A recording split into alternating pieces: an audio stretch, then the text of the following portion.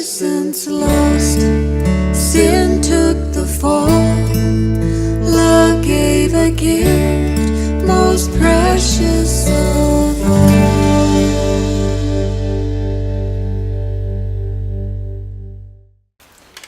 Hey everybody, I'm Heather Thomas Van Deren, and you are watching the video testimony series called What Love Means.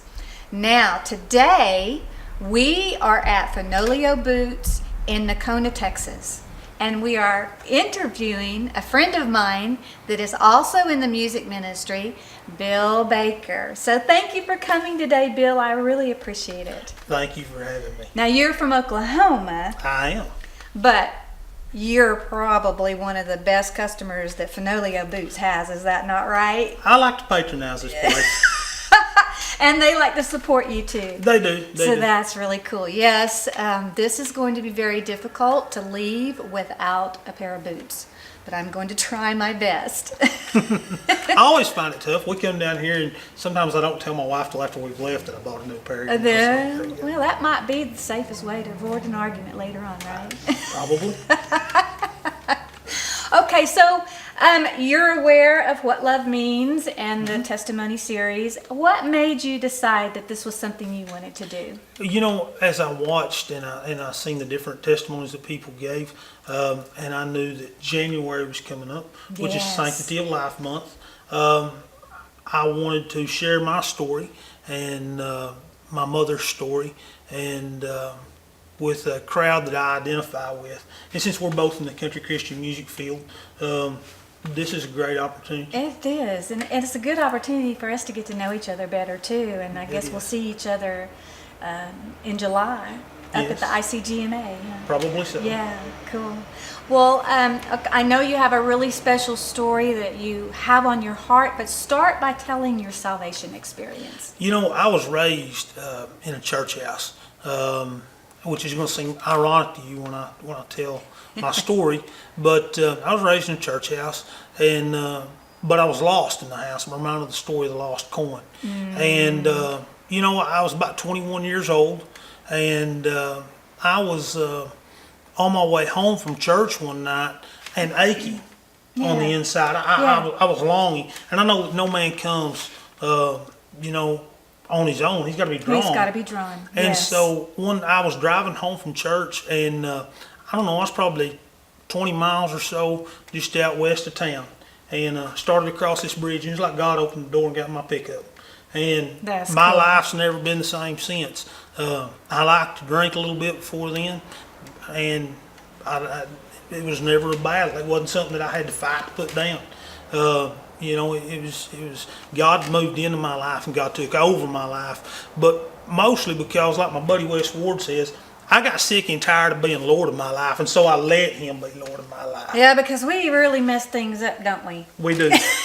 I have a serious track record. Like, don't leave it to me because I'm just going to mess it up. Well, so tell me a little bit about your background, and the Sanctity of Life that's coming up in January means a lot to you, doesn't it? It does. It does. My mom got pregnant with me in 1981, when for a woman to be pregnant and have a child and not be married was pretty taboo. And so she was presented with a lot of options. She was presented with the option of there were orphanages that I could be adopted out through. Right. One of my great grandmothers wanted to adopt me, and then she was also presented with the idea of abortion as an option. And my mom said, "No thanks, no thanks, and no thanks." Praise God she for said, that. I can raise this child with God's help, and she did. And my mom went back to the source that she'd been raised in, and she gave her heart and her life to God, and she stood at the front of the church, a single mom, and dedicated me to the Lord. That's too cool. So Sanctity of Life really means something to me. It does, and your life also changed your mama's life in a positive way. I mean, it made her stronger. Oh, yeah. And made her realize a lot of things that maybe God had been trying to talk to her about before. Absolutely. You know, that's just too cool. Yeah. And so, as time went on, tell us about some life changers. Life changers.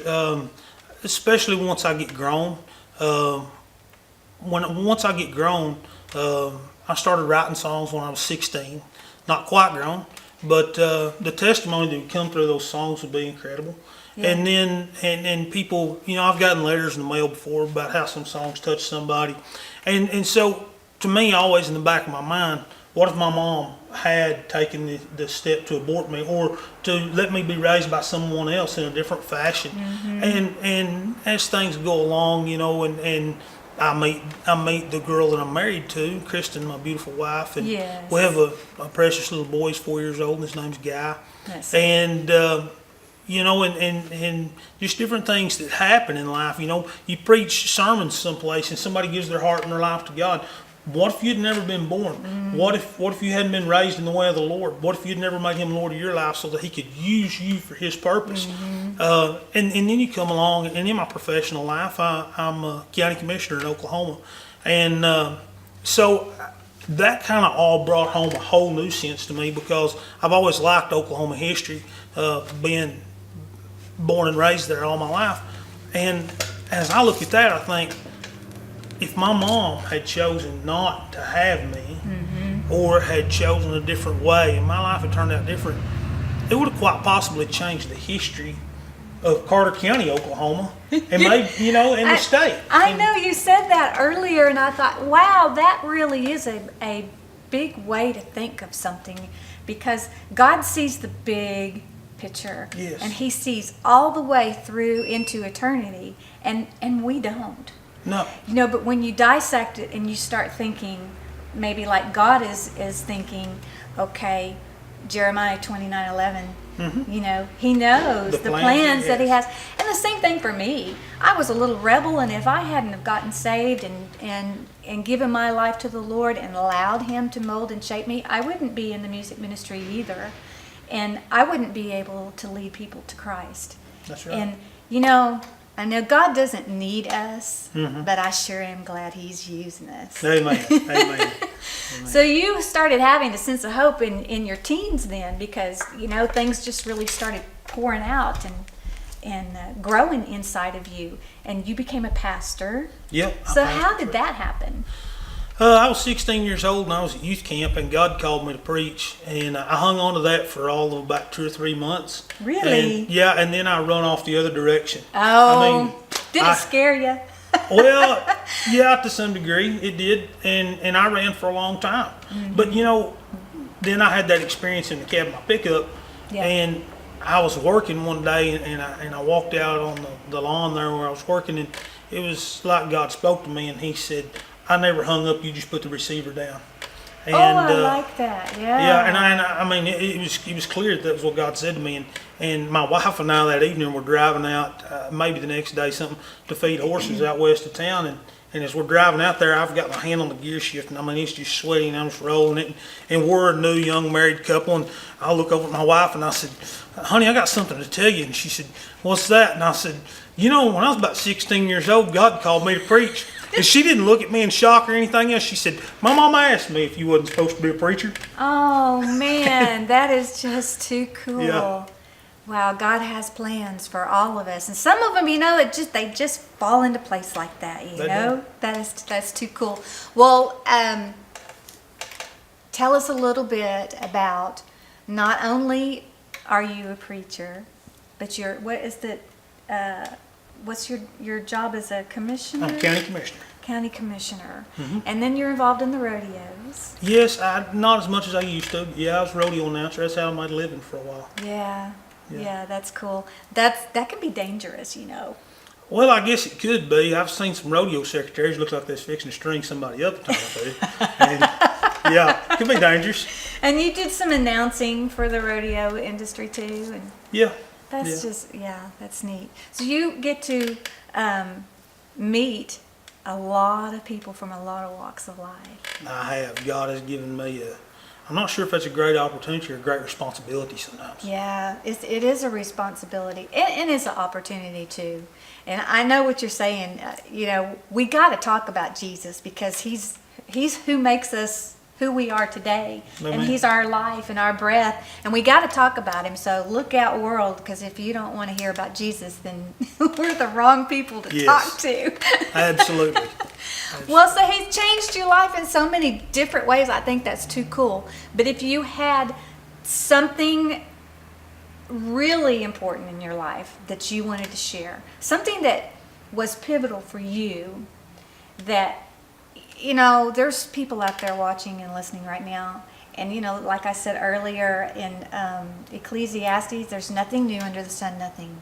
There's That's right. always somebody going through something similar to what you or I or anybody that interviews on what love means. So if you had something that you wanted to tell the people today to just really put it in their heart and help them to understand this is really important, can you think of something that would...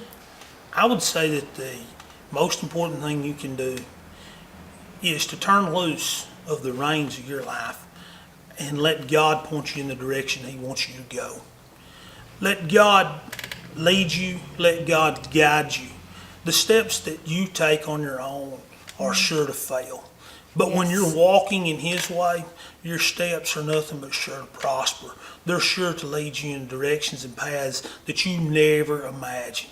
And so absolutely. quit being Lord of your life and let Jesus Christ be Lord of your life. Just like I did that night in that cab, that pickup. That's too cool.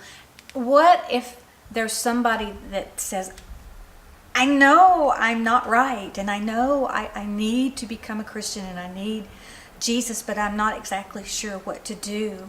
What would you tell them? It's very simple. The first thing is that you already realize there's need. Yes. So you take yourself as broken as you are, because I was broken, Heather was broken. You take yourself broken as you are, and you say, God, here I am. I'm in pieces. Yeah. Pick me up, put me back together again. I'll give you my heart. I'll give you my life. Forgive me of my sins. And here's what I want you to understand is this. You're not perfect. Just because you give your heart and your life to Jesus Christ does not make you perfect. It does not mean that tomorrow is going to be a bed of roses. There's going to be tough days ahead. But you just learn how to lean on and call on Jesus Christ. Learn that you are never alone. He is always with you. And it's this simple prayer that's in a simple song. It says, come into my heart, come in today, and come in to stay. It's that simple prayer. It is very simple, and we try to make things complicated sometimes. We do. And I think that's Satan's way of preventing a lot of people from asking Jesus into their heart, because they think it's complicated and they can't figure it out or they can't handle it. And that's all you got to do is just say, Jesus, come on, please. I say this and wrap your head around this. The Bible says I can do all things through Jesus Christ that strengthens me. That all things, I can do all things. Can't is an oppression of the devil. Yes. Yep. Can't never did nothing. That's right. Well, I really appreciate you coming and the people, the good folks here at Fenoglio Boots. Oh, yeah. That was so nice of them to open their shop up to us when they're closed normally. And, Yes. And boy, howdy, I can't look. I want you to do me a favor. What's that? I want to tell the people thank you, first of all, for watching. And if there is anything that you want to know about today's episode, you can just contact me at htvministries.com. Would you like to give out any information for them to contact you? You bet. On Facebook, it's Bill Baker Band.